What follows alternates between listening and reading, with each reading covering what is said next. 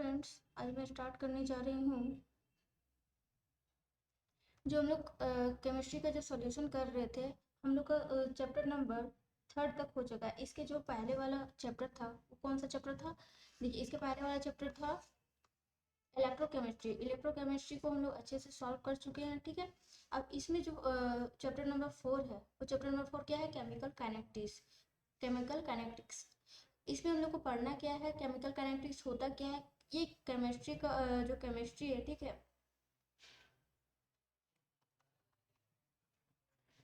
Chemistry है, इसका क्या है? पार्ट है, ठीक है। इसका ब्रांच है जिसमें हम लोग डील्स करते हैं जो मेरा केमिकल रिएक्शन है, ठीक है। केमिकल रिएक्शन, केमिकल रिएक्शन का जो रेट है, ठीक है, rate and chemical mechanism, chemical mechanism, mechanism के बारे में हम क्या करते हैं? डील्स करते हैं, इसके बारे में डील करते हैं, ठीक है। तो हम लोग केमिकल काइनेटिक्स में होता है केमिस्ट्री का जो ब्रांच होता है, ये क्या होता है? केमिस्ट्री का ब्रांच होता है जिसमें हम लोग केमिकल रिएक्शंस के बारे में पढ़ते हैं, उसके रेट के बारे में पढ़ते हैं एंड उसके केमिकल मैकेनिज्म्स के बारे में क्या करते हैं? पढ़ते हैं, ठीक है। अब देखिए, अब ना इस यहाँ तक समझ में आ गया। अब इसमें फर्स्ट नंबर क्वेश्चन क्या बोल रहा है? मल्टीपल चॉइस क्वेश्चन हम लोग देखेंगे। इसको इरेज कर देती हूँ।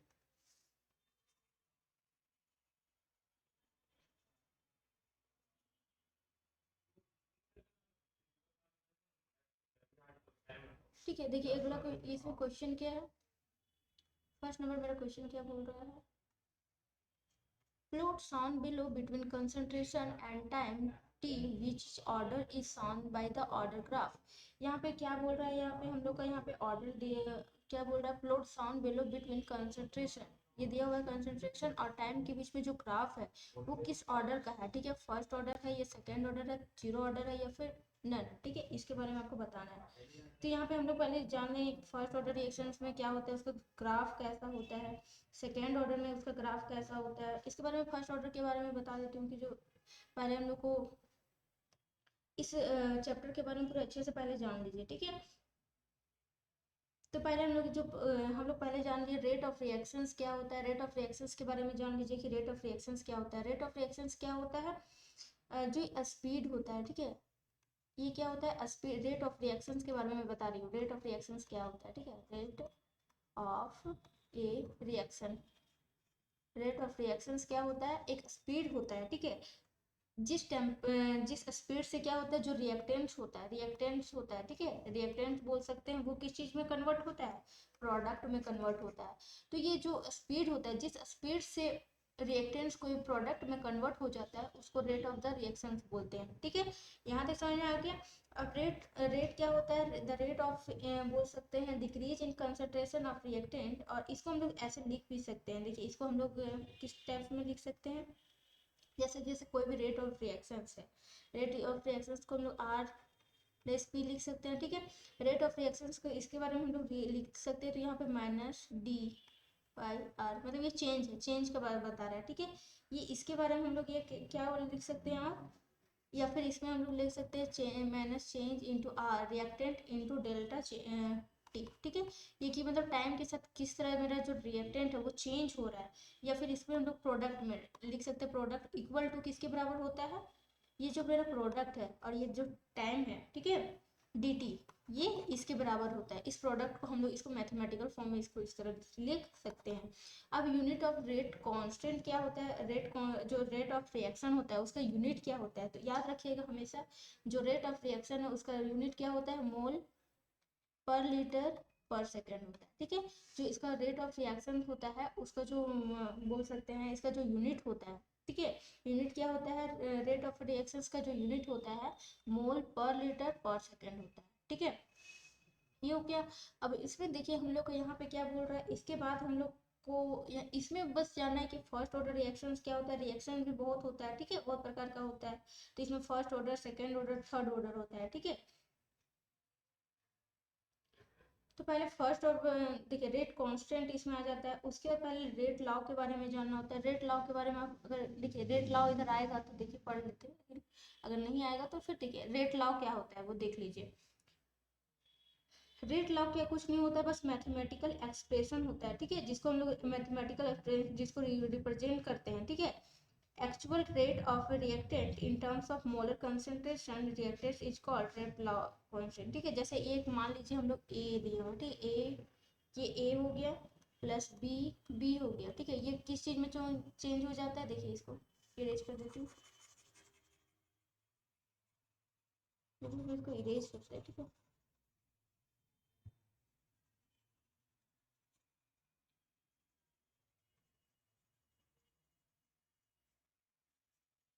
इस ग्राफ को जानने से पहले ये सब टर्म्स को जानना पड़ेगा, नहीं जानेंगे तो फिर ग्राफ को समझ नहीं पाएंगे हम लोग, ठीक है। तो ये सब रेट ऑफ रिएक्शन हम लोग को समझ में आ गया, रेट ऑफ रिएक्शंस क्या होता है, ठीक है। रेट लॉ के बारे में जान लिए, अब रेट ऑफ रिएक्शंस का जो यूनिट था वो क्या होता है वो समझ लिए। उसके बाद यहाँ पे देखिए, जब हम इसको ऐसे करेंगे तो ये मेरा क्या हो जाएगा, किस चीज में चेंज हो जाएगा, प्रोडक्ट में चेंज होगा। ये किस चीज में चेंज हो जाएगा, प्रोडक्ट में चेंज हो जाएगा, होगा कि नहीं होगा, प्रोडक्ट्स में चेंज हो जाएगा, ठीक है। प्रोडक्ट में चेंज होने के बाद जब ये प्रोडक्ट्स में मेरा चेंज हो जाएगा,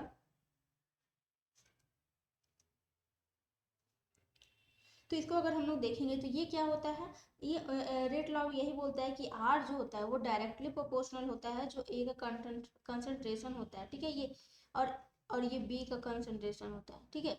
ये दोनों इसके डायरेक्टली प्रोपोर्शनल होता है, ये मेरा रेट लॉ होता है, ठीक है। रेट लॉ यही कहता है। तो यहाँ पे देखिए मेरा आर क्या होता है, कांस्टेंट को हमेशा हटा, सॉरी, प्रोपोर्शनल को हटाने के लिए हमेशा क्या करते हैं, कोई कांस्टेंट टर्म्स लगाते हैं। देखिए एक्स हो जाएगा यहाँ पे बी, ये कंसंट्रेशन ऑफ बी, ये वाई, और एक्स और वाई यहाँ पे हम लोग हमेशा क्या होता है, डिटरमाइन किया जाता है एक्सपेरिमेंटली, ठीक है। ये एक्स और वाई क्या होता है, डिटरमाइन किया जाता है एक्सपेरिमेंटली। किसी भी रिएक्शन में जो एक्स और वाई होता है वो क्या किया जाता है, डिटरमाइन होता है एक्सपेरिमेंटली। जब यही एक्स और वाई को जब हम लोग सम कर देते हैं किसी भी रिएक्शन में, जो रिएक्टेंट का concentration of molar concentration of जो रिएक्टेंट है उसका जो पावर होता है उसका सम करने पर, एक्स और प्लस वाई को सम कर देंगे, तो वो मेरा जो आंसर आएगा वो ऑर्डर ऑफ रिएक्शन आएगा, क्या आएगा, ऑर्डर ऑफ रिएक्शन, यही ऑर्डर ऑफ रिएक्शंस कहलाता है। अब रेट कांस्टेंट क्या होता है कि देखिए आगे रेट कांस्टेंट का बात भी हो सकता है, आगे यहाँ पे अगर क्वेश्चन होगा तो, ठीक है। रेट कांस्टेंट बाकी नहीं भी होगा तो इसको समझ लीजिए, रेट कांस्टेंट के बारे में क्या होता है, इससे क्वेश्चन जरूर पूछा ही भी जाता है, ठीक है। रेट कांस्टेंट आ जाएगा कि व्हाट इज रेट कांस्टेंट, ठीक है, डिफाइन रेट कांस्टेंट, ठीक है। तो रेट कांस्टेंट कुछ नहीं होता है, उसको कैसे डिफाइन करते हैं, the rate of reaction when molar concentration of all reactant, जितना भी रिएक्टेंट है, ठीक है, उस जो इसका मोलर जो कंसंट्रेशन है वो यूनिटी के बराबर मतलब 1 के बराबर हो जाएगा, ठीक है। तो उसको हम लोग क्या बोलते हैं, उसको के से डिनोट करते हैं, ठीक है। उसको क्या बोलते हैं, के, उसको बोलते हैं मोलर, सॉरी, इसको बोलते हैं रेट कांस्टेंट। और इसका अगर हम लोग इसका अगर बात करें, यूनिट का बात करें, तो यूनिट का देखिएगा, जब हम लोग इसको यूनिट का बात करेंगे तो देखिए इसका जो यूनिट होगा कैसे होगा, देखिए जैसे हम लोग यहाँ पे इरेज कर देती हूँ इसको,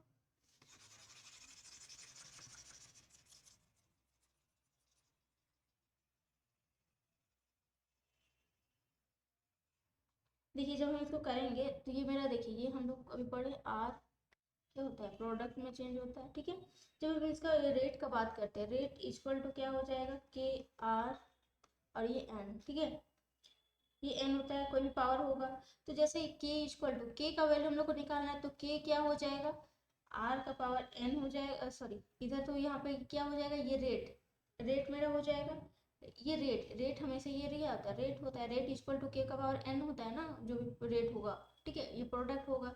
रेट हमेशा क्या बोले, एन जो पावर होता है उसका एन क्या हो गया, वो ऑर्डर ऑफ रिएक्शन होगा, ठीक है। तो ये हो जाएगा। उसके बाद अगर हम लोग इसमें देखते हैं जनरल जो फॉर्मूला होता है, आर का पावर एन हो जाएगा, तो रेट, देखिए रेट, अब हम लोग को क्या निकालना है तो रेट इधर हो जाएगा, रेट के इधर आर का पावर क्या हो जाएगा, एन हो जाएगा, ये वो नीचे चला जाएगा, ये हो गया। अब हम लोग रेट का वैल्यू भी हम लोग बोले ना, रेट ऑफ रिएक्शन का यूनिट क्या होता है अभी बोल पड़े, मोल, हमेशा याद रखिएगा, मोल पर लीटर पर सेकंड होता है, ठीक है। मोल पर लीटर, क्योंकि जो कंसंट्रेशन का जो फॉर्मूला होता है, ठीक है, मोल पर लीटर होता है, या डायल्यूशन का फॉर्मूला या मोलैरिटी का जो फॉर्मूला होता है वो हमेशा मोल पर लीटर होता है। और बाद जो चेंज था बाय में मेरा टी था ना, तो वो टाइम वो मेरा क्या हो गया, सेकंड में चेंज हो गया, तो यही मोल पर लीटर पर सेकंड हो गया। अब रेट ऑफ आर एन, ठीक है, अभी हम बताए थे मोल पर लीटर, जो रेट होगा किसी भी कंसंट्रेशन का जो रेट होगा वो क्या है, मोल पर लीटर होगा। मोल क्या होगा, मोल पर लीटर, यही ना होगा, तो ये होगा, और इसका पावर क्या हो जाएगा, एन।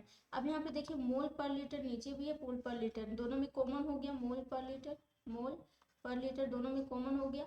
लेकिन यहाँ ऊपर में देखिए वन माइनस एन करते हैं, ठीक है, वन माइनस एन मेरा क्या हो जाएगा, देखिए जब भी हम लोग देखेंगे, ठीक है, जब हम लोग इसको देखेंगे कि एन मेरा क्या हो जाएगा, तो यहाँ पे एन ये क्या हो गया, जनरल फॉर्मूला हो जाएगा, जिसमें एन क्या हो जाएगा, कोई भी रेट कांस्टेंट का जो वैल्यू है, या फिर ऑर्डर ऑफ रिएक्शन बोल सकते हैं, ठीक है, तो उसका वैल्यू मतलब अगर हम लोग कांस्टेंट का अगर यूनिट है, तो वो डिफरेंट डिफरेंट डिफरेंट ऑर्डर के लिए क्या हो जाएगा, डिफरेंट डिफरेंट यूनिट आएगा आपको रेट कांस्टेंट का।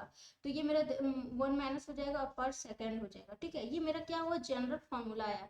अब यहाँ पे एन का वैल्यू क्या हो जाएगा, ऑर्डर ऑफ जो बोल सकते हैं रिएक्शन, कि यहाँ पे जैसे जीरो ऑफ ऑर्डर रिएक्शंस का, अगर जीरो ऑर्डर रिएक्शंस का अगर हम लोग को यूनिट निकालना है, ठीक है, अगर आपको आ जाएगा कि क्या होगा रेट कांस्टेंट का यूनिट इन फर्स्ट ऑर्डर, ठीक है, या फिर जीरो ऑर्डर, अगर फर्स्ट ऑर्डर में अगर हम लोग देखते हैं तो एन का वैल्यू क्या हो जाएगा, वन हो जाएगा, तो वन माइनस वन करेंगे तो ये तो पूरा वैल्यू वन हो जाएगा, और ये पर सेंटीमीटर में बच जाएगा ना,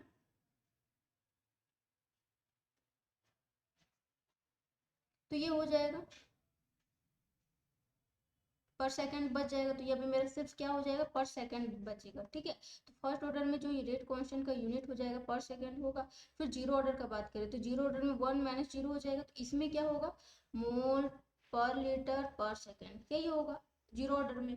फिर सेकंड ऑर्डर का बात करें तो सेकंड में अगर वन माइनस टू कर देंगे तो माइनस वन आ जाएगा, तो यहाँ पे हो जाएगा देखिए लीटर हो जाएगा, पर मोल हो जाएगा, फिर पर सेकंड हो जाएगा। इसी तरह अगर सेकंड ऑर्डर में का बात करें तो एल स्क्वायर हो जाएगा, फिर मोल पर ये का माइनस पावर, और ये पर सेकंड हो जाएगा, इस तरह का, ठीक है। यहाँ तक समझ में आ गया। ऑर्डर ऑफ रिएक्शंस क्या होता है, ऑर्डर ऑफ रिएक्शंस के बारे में भी नहीं समझे, पहले हम लोग रेट कांस्टेंट के बारे में समझे, उसका यूनिट कैसे निकालते हैं वो समझ लिए, ठीक है। अब पहले ऑर्डर ऑफ रिएक्शंस के बारे में समझ लिए, ऑर्डर ऑफ रिएक्शंस क्या होता है, ऑर्डर ऑफ रिएक्शंस अभी हम बताएं आपको क्या होता है ऑर्डर ऑफ रिएक्शंस।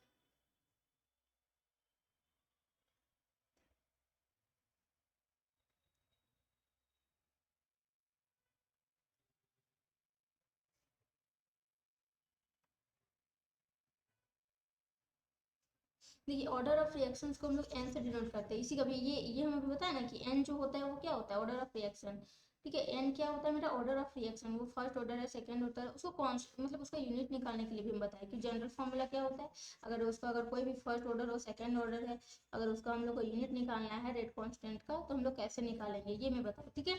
अभी देखिए अगला हम लोग अभी ऑर्डर बता दें कि ऑर्डर क्या होता है, वो देख लीजिए। ऑर्डर क्या होता है, जो पावर होता है उसका सम होता है, किसका पावर ऑफ सम बोल सकते हैं, जिसमें जो कंसंट्रेशन टर्म्स होता है, जिसमें रेस्ट होता है, rate law expression is called order of बोल सकते हैं ऑर्डर ऑफ रिएक्शन। जैसे अभी हम बताएं ना कि जैसे यहाँ देखिए कोई भी मेरा रिएक्शन है, ठीक है, तो इसको हम लोग कैसे लिखते हैं, जो रिएक्शन है इसको के इंटू किसी का भी कंसंट्रेशन इसको एक्स इंटू बी का कंसंट्रेशन वाई लिखते हैं ना, तो रेट ऑफ इसका ऑर्डर ऑफ रिएक्शन क्या हो जाएगा, ऑर्डर एक्स प्लस वाई, मतलब इसका जो कंसंट्रेशन है, जो रिएक्टेड का कंसंट्रेशन है उसमें जो पावर रेज होता है मतलब चढ़ा हुआ होता है, ठीक है, जो पावर रहता है उसका अगर हम लोग सम कर देंगे तो ऑर्डर ऑफ रिएक्शन मेरा क्या होगा, निकल जाएगा।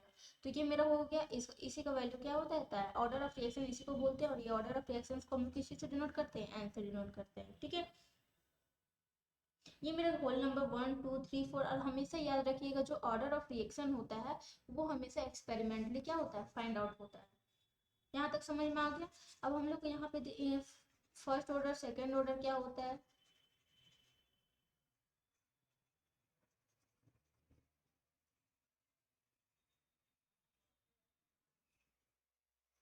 ये हो गया। उसके बाद हम लोग को देखना है कि ग्राफ के बारे में, ग्राफ किसका कैसे होता है, ठीक है। जीरो ऑर्डर का आपको ग्राफ अगर देखते हैं, ठीक है, तो अगर जीरो ऑर्डर में देखिए अगर हम लोग इसका ग्राफ अगर करते हैं किसके किसके बीच में, देखिए यहाँ पे जब इसको ग्राफ निकालते हैं हम लोग,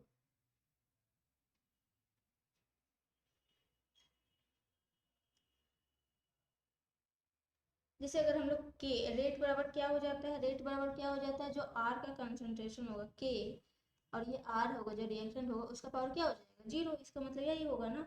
तो इसका मतलब हो जाएगा रेट इक्वल टू क्या हो जाएगा, रेट इक्वल टू के होगा। और जब हम लोग इसका जो ग्राफ निकालते हैं तो ये ग्राफ मेरा ऐसे आता है, देखिएगा, याद रखिएगा, हमेशा जब भी ये ग्राफ होगा हमेशा देखिएगा ये ग्राफ क्या हो जाता है, ऐसे आएगा आपको, ठीक है। तो और जो इसका वैल्यू होता है, ये ग्राफ हो जाता है ऐसे आता है, और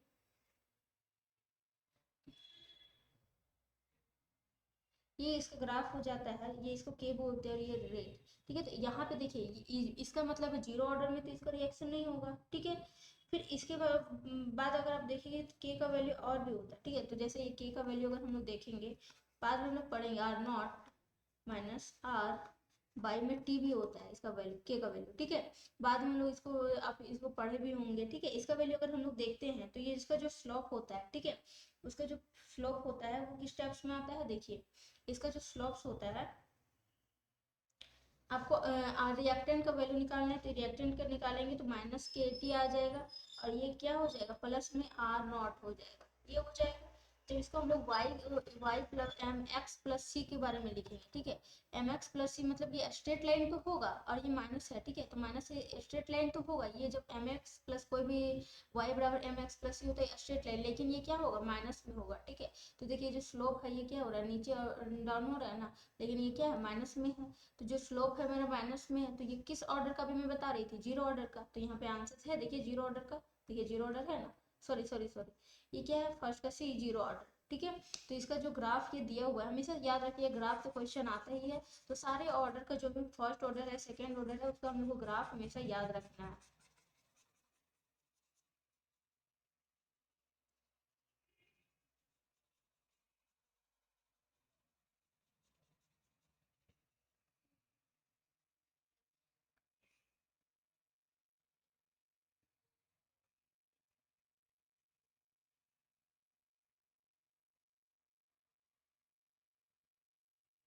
ये जीरो ऑर्डर हो गया। अब यहाँ पे हम लोग को देखना है अगला क्वेश्चन हम लोग को क्या बोल रहा है, यहाँ तक समझ में आ गया होगा। अगला क्वेश्चन क्या बोल रहा है, देखिए अगला क्वेश्चन हम लोग को बोल रहा है radio active this integration is an example of, आपको बोल रहा है radio active is an example of पूछ रहा है, ठीक है। तो जो रेडियो एक्टिव डिसइंटीग्रेशन होता है वो टेक्स प्लेस होता है किसमें, अनस्ट्रक्चर्ड एटम्स, उसको क्या बोलते हैं, नॉन एज रेडियो न्यूक्लाइड्स बोलते हैं। और ये जो इसका एग्जांपल्स है वो किसका एग्जांपल्स है, फर्स्ट ऑर्डर का एग्जांपल्स है, हमेशा याद रखिएगा। जो रेडियो एक्टिव डिसइंटीग्रेशन क्या होता है, ये टेक्स प्लेस होता है किसमें, अनस्ट्रक्चर्ड एटम्स में, जिसको हम लोग बोलते हैं रेडियो न्यूक्लियाइड्स।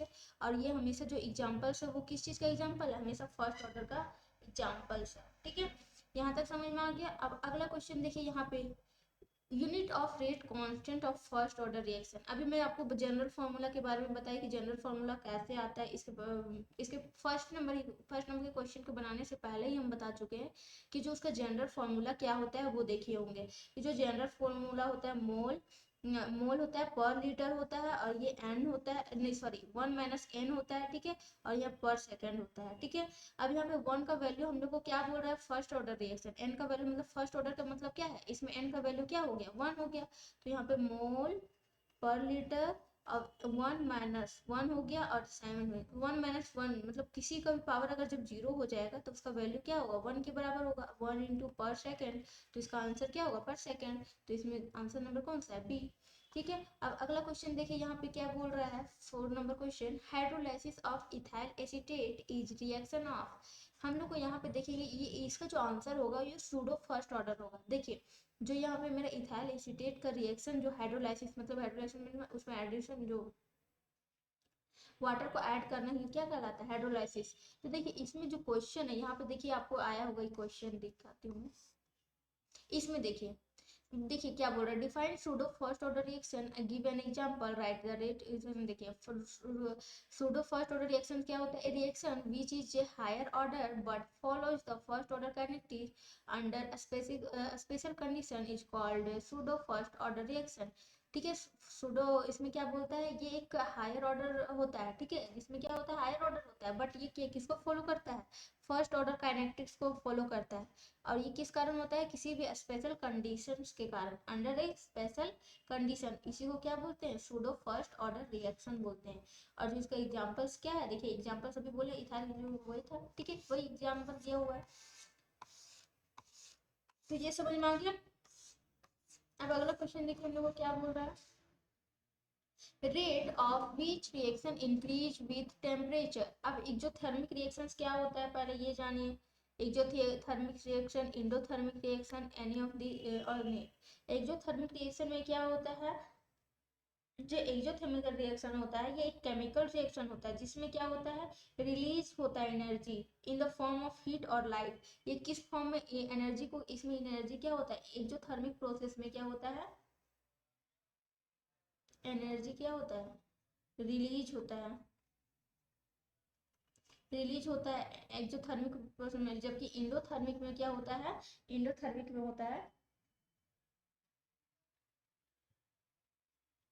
जबकि इंडोथर्मिक प्रोसेस में ऐसा नहीं होता है, इसमें एनर्जी क्या होता है, ऑब्जॉर्ब होता है, ठीक है, अपोजिट होता है एंडोथर्मिक रिएक्शंस में, ठीक है। तो उसको हम लोग क्या बोल सकते हैं, देखिए इसमें एनर्जी रिलीज होता है, तो एनर्जी विथ टेम्परेचर, तो इसमें बोला इंक्रीज किस में करता है, टेम्परेचर का। The rate of exothermic reaction increase with increasing the temperature. जब एक्सोथर्मिक रिएक्शन में टेम्परेचर को जब इंक्रीज करेंगे, रेट ऑफ, तो उसका जो रेट है, ठीक है, उसका जो दर है, रिएक्शन का जो दर है, ठीक है, रेट है, वो भी क्या करता है, इंक्रीज कर देता है। तो इसका आंसर क्या हो जाएगा, एक्सोथर्मिक रिएक्शन। ठीक है, अब अगला क्वेश्चन देखिए, 5 हो गया हम लोग का। 6 number question, the role of catalyst to is to change. हमेशा याद रखिएगा, जो कैटलिस्ट है, ठीक है, वो किसको चेंज करता है, एक्टिवेशन एनर्जी को, ठीक है, इसको किसको चेंज करता है, एक्टिवेशन एनर्जी को। क्योंकि एक्टिवेशन एनर्जी के चेंज होने के कारण ही क्या होता है, जो रिएक्शन होता है, अगर एक्टिवेशन एनर्जी मेरा कम होगा, तो जो रेट ऑफ रिएक्शन है वो इंक्रीज कर जाता है। दो रोल ऑफ कैटलिस्ट, तो इसका मतलब जो कैटलिस्ट है तो एक्टिवेशन एनर्जी को कम कर देता है, और ड्यू टू एक्टिवेशन एनर्जी जो कम कर देगा, तो जो रिएक्शन होता है, रेट ऑफ रिएक्शन होता है, जो रिएक्शन का होने का जो रेट होता है, वो कैटलिस्ट के कारण क्या होता है, कैटलिस्ट क्यों लेते हैं हम लोग, क्योंकि जो रिएक्शन होता है वो जल्दी हो जाए, ठीक है।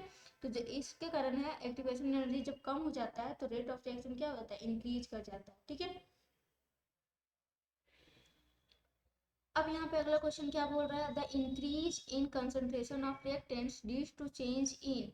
तो ये क्या कहलाता है, जब कंसंट्रेशन ऑफ रिएक्टेंट्स, कंसंट्रेशन जब रिएक्टेंट्स की कंसंट्रेशन को क्या कर देते हैं, इंक्रीज कर देते हैं, तो leads to change in collision energy. Collision energy में क्या होता है, चेंज आता है। इसका कारण क्यों होता है, कोलाइजन एनर्जी होता क्या है, जब हम लोग क्या करते हैं, जब कंसंट्रेशन ऑफ रिएक्टेंट्स को क्या करते हैं, इंक्रीज कर देते हैं, तो प्रोबेबिलिटी ऑफ कोलाइजेंस क्या होता है, इंक्रीज हो जाता है। जो कोलाइजेंस होने का जो कोलाइजेंस, कोलाइजेंस मतलब जो टकराने का जो क्षमता होता है, वो प्रोबेबिलिटी क्या होता है, इंक्रीज हो जाता है, जिससे क्या होता है, कोलाइजन एनर्जी क्या हो जाता है, इंक्रीज हो जाता है, तो उसमें चेंजिंग आता है, ठीक है। तो इसका कारण क्या है, कोलाइजन एनर्जी। अब अगला क्वेश्चन देखिए हम लोग को क्या बोल रहा है, in the presence of catalyst the heat involved absorbed during the reaction is. क्या बोल रहा है, प्रेजेंस ऑफ कैटलिस्ट, हमेशा याद रखिएगा, जो प्रेजेंस होगा catalyst, the heat involved absorbed during the reaction unchanged होता है, ठीक है। इसमें कोई भी कैटलिस्ट क्या होता है, इसमें अनचेंज होता है, हमेशा याद रखिएगा, जब भी हम लोग का क्या होता है, जब रिएक्शन होता है तो उसमें क्या होता है, अनचेंज होता है, ठीक है। तो वो क्या हो जाता है, अनचेंज होता है, हमेशा याद रखिएगा। इसको भी मैं यूज कर देती हूँ।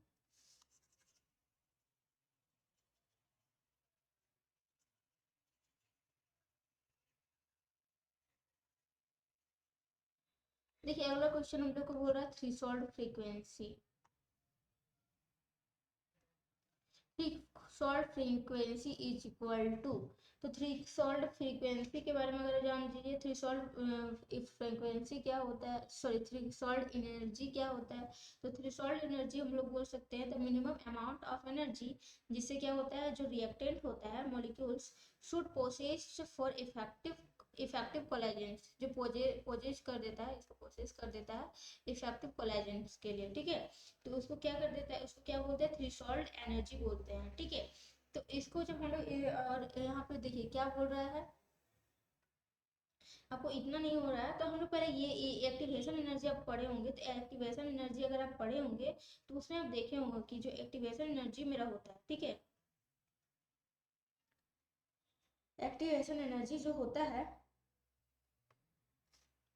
वो क्या होता है, जो minimum amount of energy required by reactant molecules in order to form activated complex, ये क्या होता है, जब मिनिमम अमाउंट, एक्टिवेशन एनर्जी मेरा क्या कहलाता है, minimum amount of energy, minimum amount of energy, ठीक है, minimum amount of energy, energy required the reactants molecules, ठीक है, और in the form of activated complex, किस लिए, एक्टिवेटेड कॉम्प्लेक्स को फॉर्म करने के लिए, इसी को क्या बोलते हैं, एक्टिवेशन एनर्जी। और हमेशा याद रखिएगा एक्टिवेशन एनर्जी को हम लोग ई ए से डिनोट करते हैं, और इसका जब हम लोग यूनिट अगर देखेंगे, ठीक है, इसको मेजर करते हैं किसमें, किलो जूल पर मोल में, इसको किस चीज में डिनोट करते हैं, किलो जूल पर मोल में, ठीक है। अगर ये अब देखिएगा एक्टिवेशन एनर्जी का जो फॉर्मूला होता है ये होता है ई ए बराबर E T minus E R. तो ई टी जो होता है वो मेरा क्या होता है, थ्रेशोल्ड फ्रीक्वेंसी होता है, थ्रेशोल्ड फ्रीक्वेंसी, और ई आर मेरा क्या होता है, energy of reactant, E R मेरा क्या होता है, एनर्जी ऑफ, अब देखिए यहाँ पे हम लोग को थ्रेशोल्ड फ्रीक्वेंसी निकालना है, एनर्जी ऑफ रिएक्टेंट, रुकिए अच्छे से मैं बता रही हूँ, इसको इरेज कर देती हूँ।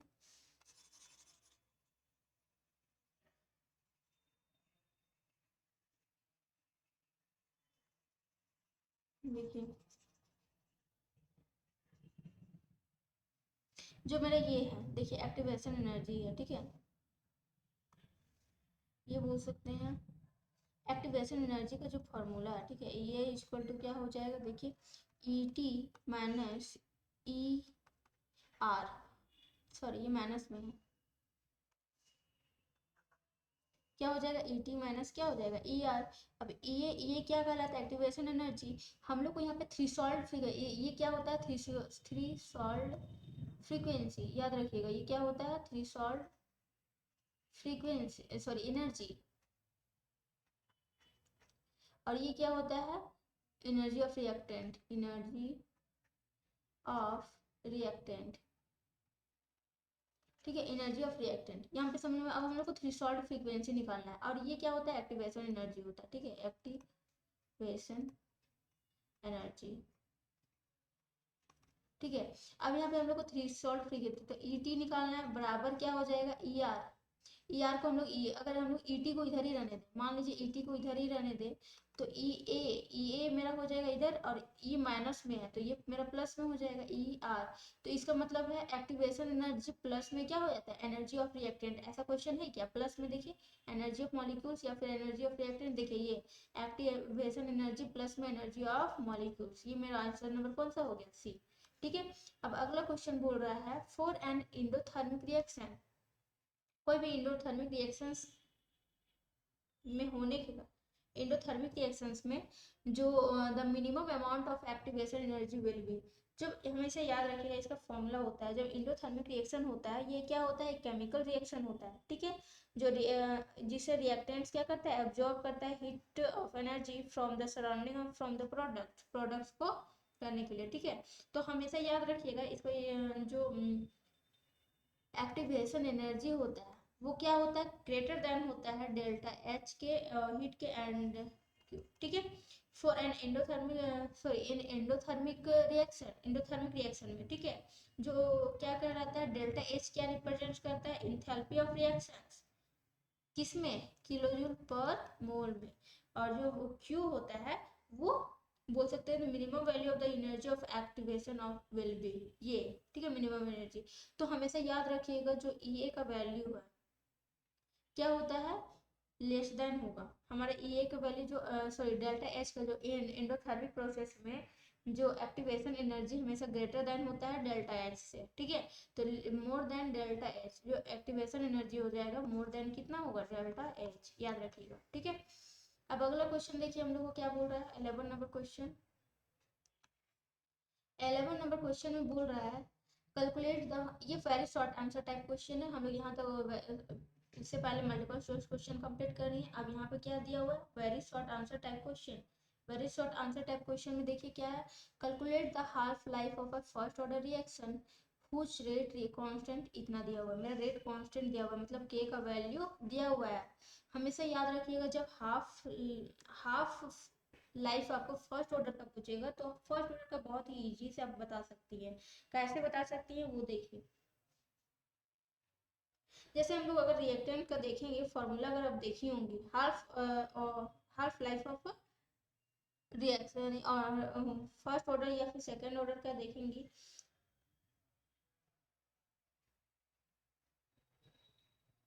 जैसे ये देखिए half life of zero order reactions का, जैसे हम लोग इसका वैल्यू निकालते हैं, तो अगर हम लोग निकालने के लिए जब हम लोग इसको देखिएगा, मैं डायरेक्ट इसका फॉर्मूला प्रूव नहीं करवा रही हूँ, डायरेक्ट इसको फॉर्मूला फर्स्ट ऑर्डर के लिए क्या होता है, अगर सॉरी जीरो ऑर्डर के लिए टी हाफ का वैल्यू अगर देखिएगा आप, तो टी हाफ इक्वल इसको ऐसे डिनोट करते हैं आर नॉट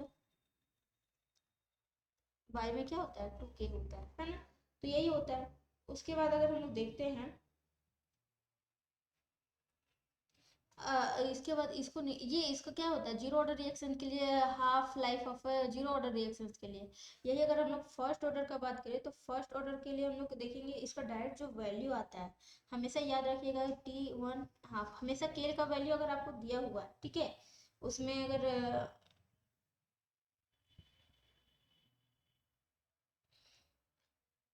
उसमें आर नॉट या फिर कुछ नहीं दिया हुआ, इनिशियल कंसंट्रेशन ऑफ रिएक्टेंट नहीं दिया हुआ है या फिर concentration of reactant any time या आर नहीं दिया हुआ है, तो डायरेक्ट आपको अगर के का वैल्यू दिया हुआ है तो आप ये फॉर्मूला आराम से बैठा सकती है, ठीक है।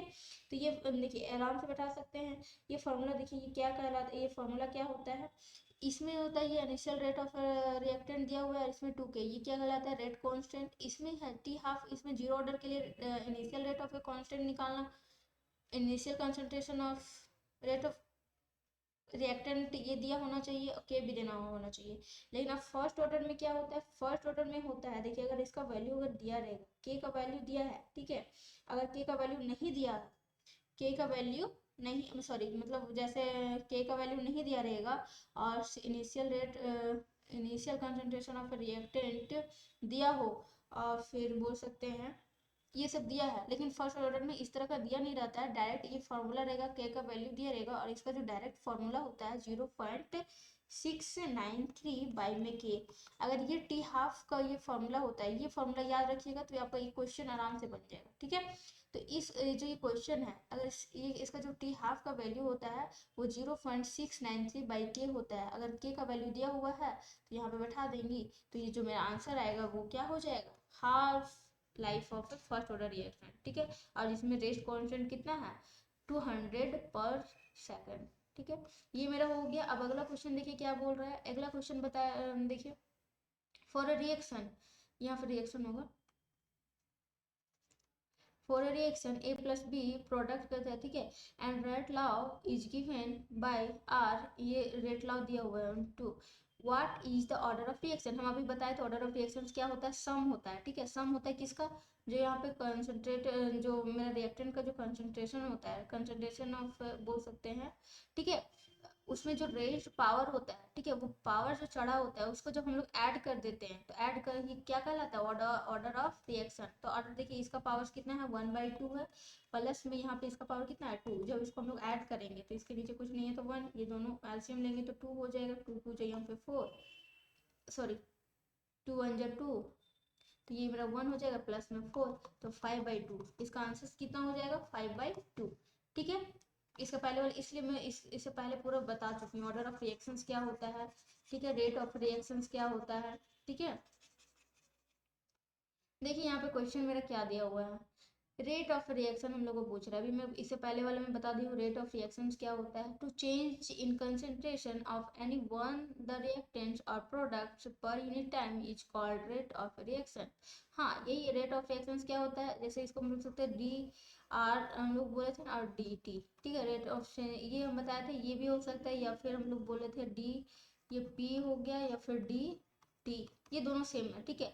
तो रेट ऑफ यहाँ पे concentration any one of the reactants, कोई भी रिएक्टेंट्स का, ठीक है, वो किस में प्रोडक्ट्स और किस चीज में चेंज हो जाता है, प्रोडक्ट्स में पर यूनिट टाइम, उसको क्या बोलते हैं, पर यूनिट टाइम बोल सकते हैं। ये टाइम पर unit time is called off, क्या बोल सकते हैं, रेट ऑफ रिएक्शन। ठीक है, समझ में आ गया। अब अगला क्वेश्चन देखिए क्या बोल रहा है। अगला क्वेश्चन में बोल रहा है right the rate equation from the reaction. यहाँ पर रेट रिएक्शन, आपको रिएक्शन दिया हुआ है, रेट रिएक्शन, आपको रेट इक्वेशन लिखना है। तो रेट इक्वेशन हम लोग कैसे लिखते हैं, देखिए रेट इक्वल टू क्या हो जाएगा यहाँ पे, रेट इक्वल टू हम लोग अगर रेट लॉ से लिखे तो डायरेक्टली प्रोपोर्शनल किससे हो जाता है, ये ए का जो कंसंट्रेशन होगा, ठीक है। तो ये हो जाएगा,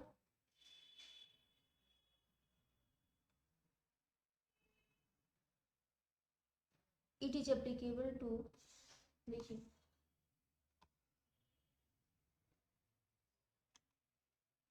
इसको रेज कर देती हूँ। रेट लॉ से हम लोग उसको आराम से लिख सकते हैं, ठीक है। देखिए कैसे लिखें, यहाँ पे ये कांस्टेंट दिया हुआ है, ठीक है, कांस्टेंट दिया हुआ है, कोई कांस्टेंट दिया हुआ है, ठीक है। कांस्टेंट कभी आएगा जब जीरो ऑर्डर होगा, ठीक है। तो कांस्टेंट कब आएगा, जब ये जीरो ऑर्डर होगा। तो इसका मतलब है रेट इक्वल टू क्या हो जाएगा, जैसे के हुआ, ये जीरो ऑर्डर कब होगा, जब कोई होगा कांस्टेंट होगा। ये जीरो मतलब ये कांस्टेंट है, इसका मतलब कब होगा, ये जो रेट ऑफ रिएक्शन होगा वो क्या होगा, जीरो ऑर्डर होगा। मतलब rate of reaction he zero है, मतलब rate of reaction he zero, यहाँ पे दिया हुआ है अभी रेट ऑफ रिएक्शन क्या है, जीरो, तो ये जीरो कर दिए। अब हमेशा याद रखिए जब रेट ऑफ रिएक्शन हमेशा जैसे खुद सोचिए, रेट लॉ से हम लोग क्या पढ़े हैं, रेट डायरेक्टली प्रोपोर्शनल जो रिएक्टेंट कंसंट्रेशन होता है उसका हम लोग क्या करते हैं, एक्स वाई लिखते हैं। एक्स वाई मतलब वो जो दिया है एक्सपेरिमेंटली जीरो ऑर्डर। यहाँ पे जीरो ऑर्डर कब होगा, जब इसमें बी, इसमें भी क्या होगा, जीरो होगा, या दोनों में जीरो हो सकता है, या फिर इसी में हो सकता है, कोई दिक्कत नहीं, इसमें दोनों में जीरो होगा, ठीक है। तो रेट रेट जब हम लोग डायरेक्टली प्रोपोर्शनल हटाते हैं तो वो इक्वल का साइन हो जाता है, और ये क्या हो जाएगा, ए जीरो हो जाएगा। ए जीरो को हमेशा वन होता है और इंटू वन, और डायरेक्टली प्रोपोर्शनल हटाने का वैल्यू, इसका मतलब है कि के को मल्टीप्लाई कर रहे हैं, तो रेट इक्वल टू क्या हो जाएगा, के। तो इसका आंसर क्या है, के। देखिए इतना शॉर्ट में क्या है, इतना शॉर्ट में आपको आंसर नहीं करना है, थोड़ा आपको दिखाना पड़ेगा, प्रोसेस को नहीं दिखाएंगे तो फिर ठीक नहीं, इतना शॉर्ट में नहीं करते। रेट लॉ के हिसाब से आपको लिख करके इतना सॉल्व करके दिखाएंगे, तभी आपको 2 या 3 मार्क्स मिलेगा। अब देखिए इसमें क्या बोल रहा है, शॉर्ट क्वेरी टाइप क्वेश्चन। इसमें 15 नंबर क्वेश्चन, देखिए इसमें क्या है। 15 नंबर क्वेश्चन हम लोग को बोल रहा है very short time type question, बाद में हम लोग देखेंगे, पहले अभी इसमें देख लीजिए। Name of the factors which affect the rate of reaction. इसमें आपको फैक्टर्स का नाम बताना है, उसको डिफाइन वगैरह नहीं करना है, सिर्फ आपको बताना है कि जो रेट ऑफ रिएक्शन होता है वो किस किस फैक्टर पे क्या करता है, चेंज होता है या फिर अफेक्ट करता है। कौन कौन सा फैक्टर होता है जो उसको क्या करता है, अफेक्ट करता है, ठीक है। तो हम लोग बोल सकते हैं नेचर ऑफ जो रिएक्टेंट्स होता है वो भी अफेक्ट करता है। यहाँ पे क्या दिया हुआ है, नहीं नहीं दिया हुआ है, बट याद रखिएगा नेचर ऑफ रिएक्टेंट्स भी देता है, ठीक है।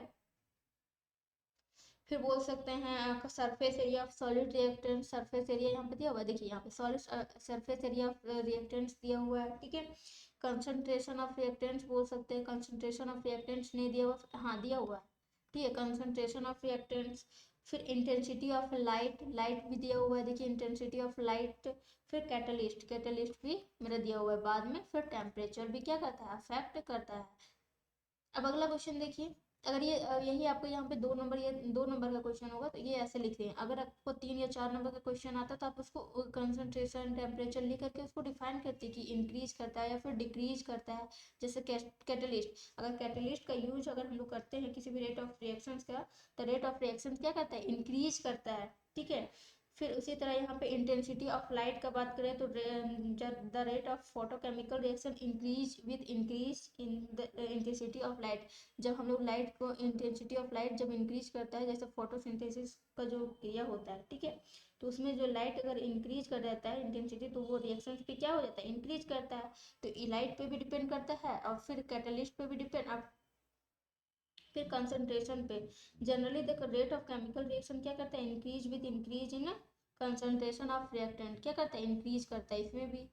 फिर यहाँ पे भी टेम्परेचर, कैटलिस्ट भी हो गया, लाइट हो गया, सरफेस सरफेस एरिया।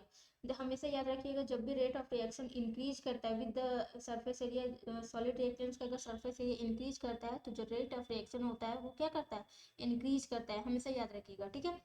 तो इसमें क्या हो गया, this is why solid reactants are more effective in powder form, इसके कारण जैसे पाउडर फॉर्म में करते हैं तो जो उसका सरफेस एरिया है वो क्या होता है, बढ़ जाता है, इसलिए रेट ऑफ रिएक्शन भी क्या कर जाता है, इंक्रीज कर जाता है, ठीक है। यहाँ तक समझ में आ गया। अब यहाँ पे हम लोग अगला क्वेश्चन है डिफाइन रेट कांस्टेंट। देखिए रेट कांस्टेंट को हम लोग पहले ही बताए थे आपको, रेट कांस्टेंट क्या होता है, ठीक है, इसको इरेज कर देती हूँ।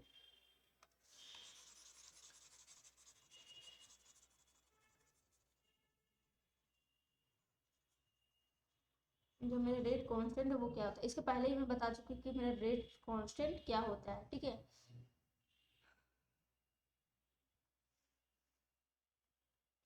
देखिए रेट कांस्टेंट क्या होता है, the rate constant is the rate of reaction when the molar concentration of each the reactants is unity. हम बताए थे कि जब भी मोलर कंसंट्रेशन होगा जो रिएक्टेंट्स का वो यूनिटी के बराबर, 1 के बराबर होगा, तभी वो क्या कहलाएगा, रेट कांस्टेंट कहलाएगा, ये बताए थे, ठीक है। अब रेट कांस्टेंट का यहाँ पे फॉर्म हमेशा याद रखिएगा, रेट कांस्टेंट का जो यूनिट है हर ऑर्डर में अलग अलग होता है, जैसे फर्स्ट ऑर्डर के लिए अलग होता है, सेकेंड ऑर्डर के लिए अलग होता है, ठीक है। अब यहाँ पे उसका जनरल फॉर्मूला आराम से आप निकाल सकती हैं। अब अगला क्वेश्चन देखिए, जैसे what is the unit of rate constant for zero order reaction, zero order के लिए आपको रेट कांस्टेंट का वैल्यू निकालना है। तभी हम लोग जनरल फॉर्मूला भी बताए थे, जनरल फॉर्मूला आया क्या था, मोल मोल पर लीटर, और यहाँ 1 माइनस एन, और यहाँ पर सेकेंड, हमेशा इसका अगर जनरल फॉर्मूला से आप देखिएगा, जनरल फॉर्मूला तो मोल हो गया यहाँ पे, मोल पर लीटर। अब ये किस ऑर्डर का बात कर रहा है, जीरो ऑर्डर का बात, तो एन का वैल्यू में हमेशा याद रखिएगा, एन क्या होता है, ऑर्डर ऑफ रिएक्शन होता है, तो यहाँ पे क्या हो जाएगा 1 माइनस जीरो, यहाँ पे पर सेकेंड, तो यहाँ पे मोल मोल पर मोल हो गया, मोल पर लीटर पर सेकेंड, ऐसा है क्या, हाँ देखिए इसको इतना इतना आसानी से हम लोगों ने निकालना है, इतना डायरेक्ट आप बैठा देंगी तो फिर ये आपको यहाँ पे नंबर किस चीज़ का मिल रहा है, डायरेक्ट लर्न करके, मतलब इस तरह में देखिए इस प्रोसेस से आप दिखा रही हैं तो लग रहा है टीचर को भी लगेगा कि हाँ आपको आ रहा है, ठीक है।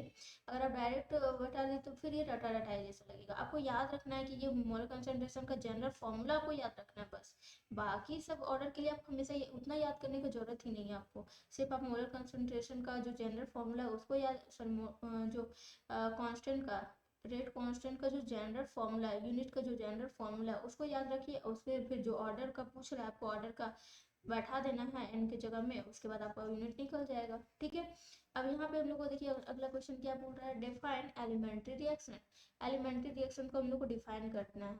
तो एलिमेंट्री रिएक्शन होता है क्या, the reaction which takes place in a single step is called elementary reaction, मतलब उसका जो मैकेनिज्म है, मतलब वो एक स्टेप में क्या हो जाएगा, खत्म हो जाएगा। कोई कोई रिएक्शन क्या होता है 2 स्टेप में खत्म होता है, ठीक है, तो उसको क्या बोलते हैं, देखिए यहाँ पे ये हो गया, तो इसी को हम लोग क्या बोलते हैं, एलिमेंट्री रिएक्शन बोलते हैं।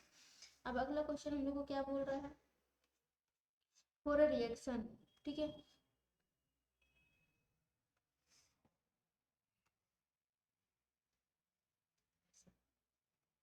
देखिए इसमें हम लोग को क्या बोल रहा है, right difference between order and molecularity of reaction. हम लोग को ऑर्डर ऑफ रिएक्शन बताना है, नहीं सॉरी, इसका ये एक नंबर क्वेश्चन देखिए, ये क्वेश्चन मेरा बोल रहा है, ये दिया हुआ है मेरा रिएक्शन, ठीक है, express the rate of reaction terms of time and concentration. Time और कंसंट्रेशन मतलब जो रेट हम लोग पहले ही बताए थे, जैसे हम लोग का रेट हम लिखा था ना कि ये कैसे हम लोग इसको लिखते हैं, जैसे प्रोडक्ट में चेंज होता है तो ये कैसे हम लोग लिखे थे, minus T R by D T लिखे थे, ठीक है। ये इसका करने से इक्वल टू प्लस में, ये प्लस में होगा, डी प्रोडक्ट को हमेशा प्लस में लिखते हैं, ठीक है, डी टी, ये इसका इस तरह। तो ये क्या बोल रहा है कि रिएक्शन इसको किस चीज़ में लिखना है, कंसंट्रेशन के टर्म में और टाइम्स के टर्म में लिखना है। तो जैसे यहाँ पे देखिए ये जो ये होता है ए होता है उसको उल्टा करके लिखते हैं 1/2 पे, इस तरह का फॉर्म में लिखते हैं, ठीक है, 1/2। और हमेशा याद रखें रिएक्टेंट्स को माइनस में लिखते हैं, ये माइनस हाफ हो जाएगा, फिर प्लस में ये इक्वल टू हो जाएगा 1/4, देखिए हम इक्वल टू लिखे हैं ना, हमेशा जो प्रोडक्ट वाले टर्म्स में होगा वो हमेशा क्या होगा, प्लस में होगा, तो यहाँ पे 1/4 हो जाएगा। ये देखिए डिफ्रेंशिएट करेंगे मतलब ये चेंज हो रहा है, ठीक है, चेंज हो रहा है, ये जो कंसंट्रेशन होगा चेंज होगा ये टाइम के साथ, तो ये हो गया dt। और ये मेरा क्या हो जाएगा O2। यहाँ हमेशा याद रखिएगा जो भी इसका कोफिशिएंट होगा, हमेशा जब भी हम लोग इसको लिखेंगे रेट रिएक्शंस के फॉर्म में, तो हमेशा अपोजिट करके लिखिएगा, ठीक है। जब अपोजिट करके लिखेंगे तो ये मेरा आंसर आ जाएगा। समझ में आ गया।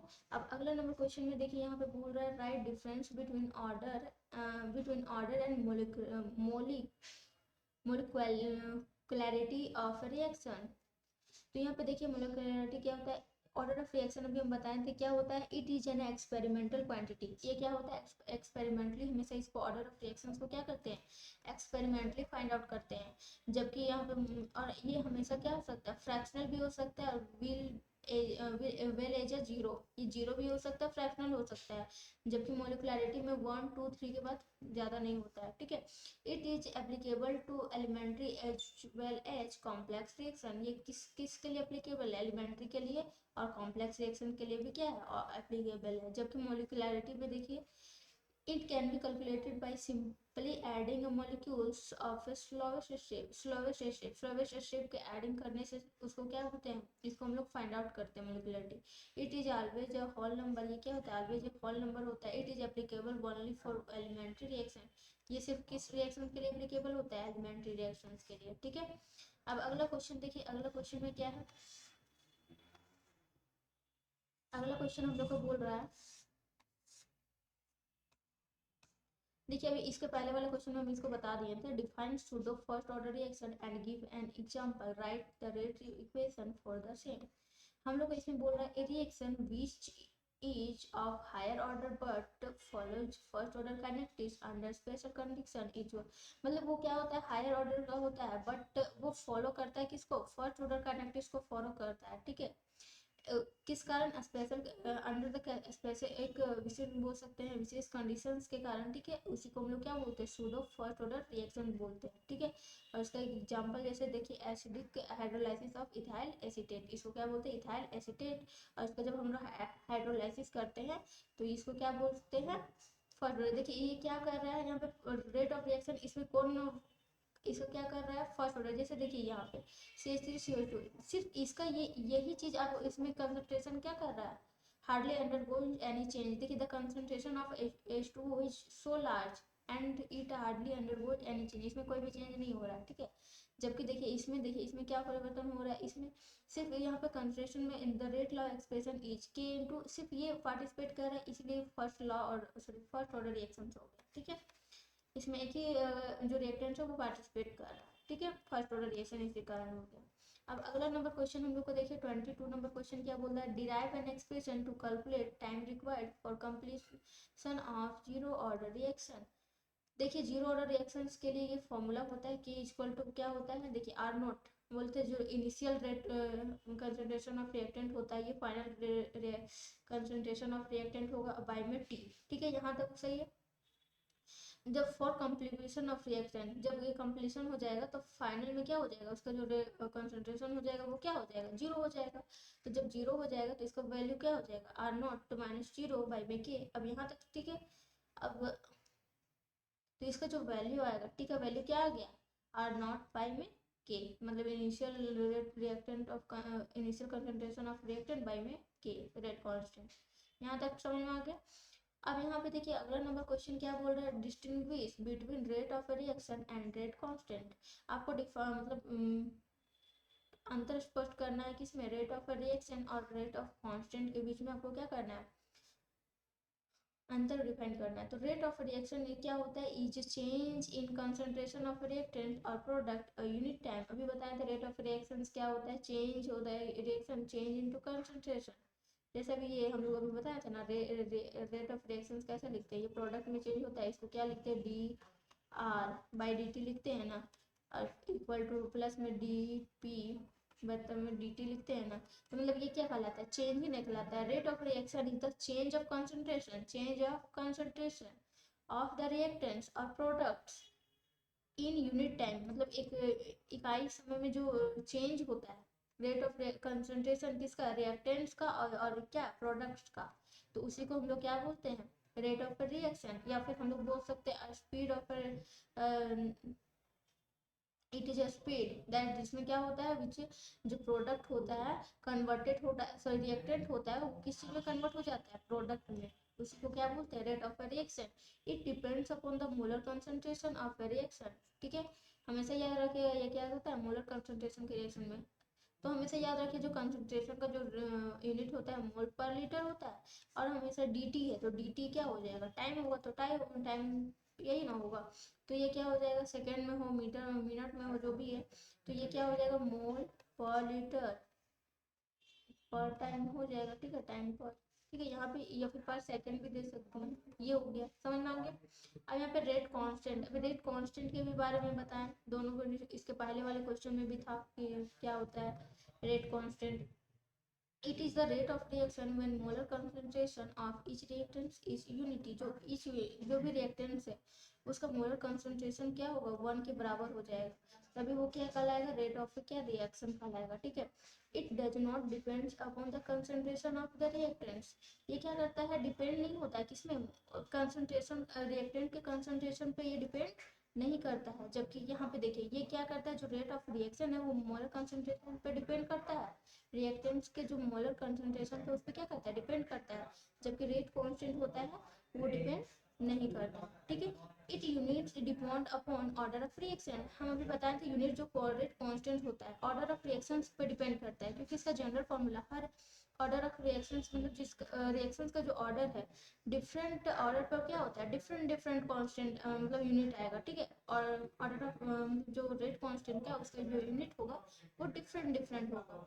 अब अगला क्वेश्चन में देखिए 24 नंबर हमको क्वेश्चन क्या बोल रहा है, 24 नंबर क्वेश्चन हम लोग को क्या बोल रहा है वो देखिए।